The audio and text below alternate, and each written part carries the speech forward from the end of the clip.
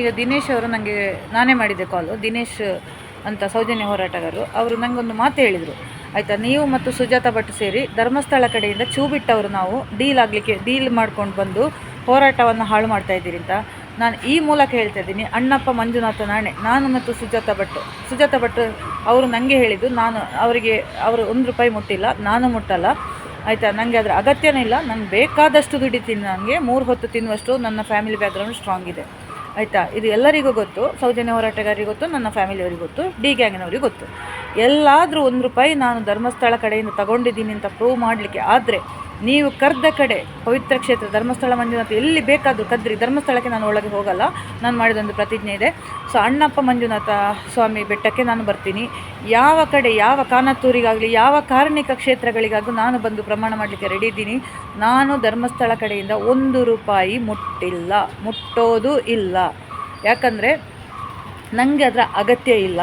But ನನಗೆ ಒಂದೇ ಒಂದು ಮಾತಾಡಲಿಕ್ಕಿರೋದು, ಸತ್ಯ ದರ್ಶನವನ್ನು ನಾನು ಮಾಡ್ತೀನಿ.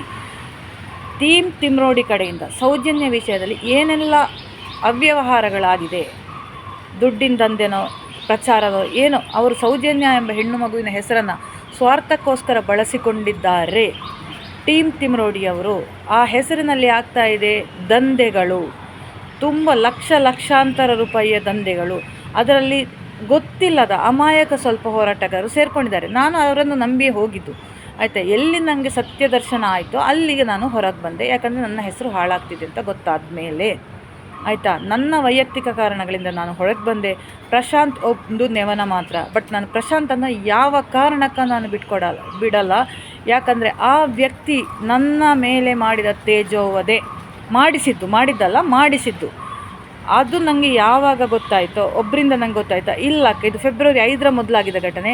ಆ ವ್ಯಕ್ತಿ ನಿಮ್ಮ ಬಗ್ಗೆ ಕೆಟ್ಟದಾಗಿ ಪ್ರತಿಯೊಬ್ಬರಿಗೂ ಹೇಳಿದ್ದಾನೆ. ಇಲ್ಲಾಂದರೆ ಇಷ್ಟು ನೆಗೆಟಿವ್ ನ್ಯೂಸ್ ನಿಮ್ಮ ಬಗ್ಗೆ ಸ್ಪ್ರೆಡ್ ಆಗಲ್ಲ. ಆವತ್ತು ನನಗೆ ಹುಚ್ಚಿ ಹಿಡಿತು. Really I become psycho. ಆಯಿತಾ, ಪ್ರಶಾಂತ್ ಯಾವಾಗ ನನಗೆ ತಿರುಗಿ ಬಿದ್ನೋ, ಹಿ ವಾಸ್ ಪ್ಲೇಯಿಂಗ್ ಬಿಹೈಂಡ್. ನಂಗೆ ಗೊತ್ತಿರಲಿಲ್ಲ ಪ್ರಶಾಂತ್ ನನ್ನ ಬಗ್ಗೆ ಹೀಗೆ ಮಾತಾಡ್ತಾರೆ. ನಾನು ಕನಸಲ್ಲೂ ಎಣಿಸಿರಲಿಲ್ಲ ಪ್ರಶಾಂತ್. ಯಾಕಂದ್ರೆ ನಾನು ಫೆಬ್ರವರಿ 5ರಲ್ಲಿ ನಿಮ್ಮಲ್ಲಿ ಮಾತಾಡುವಾಗ ತುಂಬ ವಿಚಾರಗಳನ್ನು ನಾವು ಡಿಸ್ಕಸ್ ಮಾಡಿದ್ವಿ. ನಮ್ಮ ನಡುವೆ ಯಾವುದೇ ಭಿನ್ನಾಭಿಪ್ರಾಯ ಇರಲಿಲ್ಲ, ಚಂದದಲ್ಲೇ ಬಂದಿದ್ವಿ.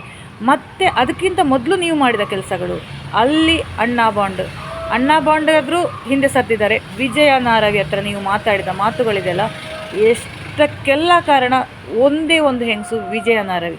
ನೆಕ್ಸ್ಟ್ ನನ್ನ ಟಾರ್ಗೆಟ್ ಅವಳೇ. ಆಯಿತಾ, ಪ್ರಶಾಂತ್ ಕಡೆಯಿಂದ ಏನೇನೋ ಬಾಯಿ ಬಿಡಿಸಿ, ಅವರು ಸ್ವಲ್ಪ ಹೇಳಿದ್ದಕ್ಕೆ ಇನ್ನಿಷ್ಟು ಮಸಾಲೆ ಸೇರಿಸಿ ವಿಜಯ ನಾರವಿ ನನ್ನ ಬಗ್ಗೆ ಸ್ಪ್ರೆಡ್ ಮಾಡಿದ ನ್ಯೂಸು. ಆಯಿತಾ, ಇದನ್ನು ನಾನು ಸಮಾಜಕ್ಕೆ ತಿಳಿಸ್ತೀನಿ. ನೀವು ನಂಬಿದರೆ ನಂಬಿ, ಬಿಟ್ಟರೆ ಬಿಡಿ. ಮೈ ನೆಕ್ಸ್ಟ್ ಟಾರ್ಗೆಟ್ ಈಸ್ ವಿಜಯ ನಾರವಿ ಜೊತೆ ಅಕ್ರಮ ಸಂಬಂಧ ಇರುವವರು ಹೆದರಲೇಬೇಕೀಗ. ಆಯಿತಾ, ಹೆದರಲೇಬೇಕು. ಯಾಕಂದರೆ ಒಬ್ಬೊಬ್ಬರು ನನಗೆ ಮೆಸೇಜ್ ಮಾಡಿ ಹೇಳ್ತಿದ್ರಿ, ಅವರ ಹೆಸರನ್ನು ಹೇಳಬಾರ್ದಂತೆ. ಅವಳಿಗೆ ಕೊಟ್ಟ ದುಡ್ಡು, ಅವಳ ಜೊತೆ ಆದ ದಂಧೆ, ಅವಳಿಂದ ಆದ ಬ್ಲ್ಯಾಕ್ ಮೇಲ್.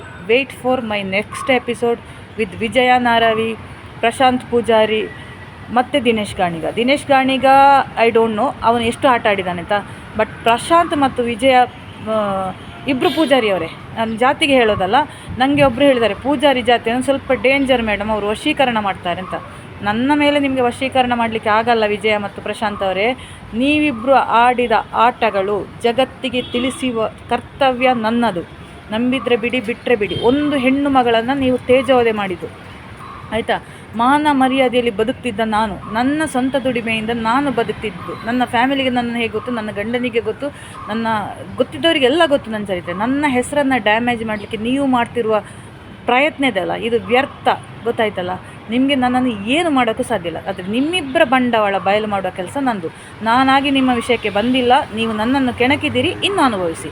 ಆಯಿತಾ, ದಿಸ್ ಈಸ್ ಫಾರ್ ವಿಜಯ ನಾರವಿ ಮತ್ತು ಪ್ರಶಾಂತ್ ಪೂಜಾರಿ ಅವರಿಗೆ. ಅಣ್ಣಾ ಬಾಂಡ್ ಬಿಟ್ಟಿದ್ದಾನೆ, ಅಣ್ಣಾ ಬಾಂಡ್ ಹಿಂದೆ ಸರಿದಿದ್ದಾನೆ ನನ್ನ ವಿಷಯದಿಂದ. ಸೊ ಅಣ್ಣಾ ಬಾಂಡ್ ಬಗ್ಗೆ ಮಾತಾಡಲ್ಲ. ಅವ್ನು ಸ್ವಲ್ಪ ಎಡಿಟ್ ಮಾಡಿ ಫೇಕ್ ಚಾಟ್ ಕ್ರಿಯೇಟ್ ಮಾಡಿದಲ್ಲ ಅಣ್ಣಾ ಬಾಂಡೆ. ಆಯಿತಾ, ಅಣ್ಣಾ ಬಾಂಡ್ ಈಗ ಹಿಂದೆ ಸರಿದಿದ್ದಾನೆ ಅಂದ್ಕೋತೀನಿ. ಇನ್ನೆಲ್ಲಾದರೂ ಅಣ್ಣಾ ಬಾಂಡ್ ಬಂದರೆ ಅವನಿಗಿದೆ ಮದುವೆ. ಆಯಿತಾ, ನೆಕ್ಸ್ಟು ಹರಿಣಾಕ್ಷ ಶೆಟ್ಟಿ, ಅವನನ್ನು ಸ್ವಲ್ಪ ಬದಿಗಿಟ್ಟಿದ್ದೀನಿ. ಅವನನ್ನು ಮತ್ತೆ ನೋಡ್ಕೊಳ್ಳೋಣ. ಎಲ್ಲರನ್ನು ಒಟ್ಟೊಟ್ಟಿಗೆ ಹ್ಯಾಂಡಲ್ ಮಾಡಲಿಕ್ಕೆ ನನಗೆ ಆಗಲ್ಲ. ಸೊ ಇದೊಂದು ಡೀಲ್ ಆದ ವಿಷಯ. ದಿನೇಶ್ ಅವರೇ, ನಿಮ್ಮ ಹೇಳಿದ ಮಾತನ್ನು ನೀವು ಹಿಂದೆ ತಗೊಳ್ಳೇಬೇಕು. ನೀವೆಲ್ಲಾದರೂ ನನ್ನ ಬಗ್ಗೆ, ಯಾರು ಡೀಲ್ ಆಗಿದ್ದಾನೆ ನನ್ನ ಬಗ್ಗೆ ಹೇಳಿದರೆ ಅವನು ಅನುಭವಿಸ್ತಾನೆ. ವೆಯ್ಟ್ ಮಾಡಿ.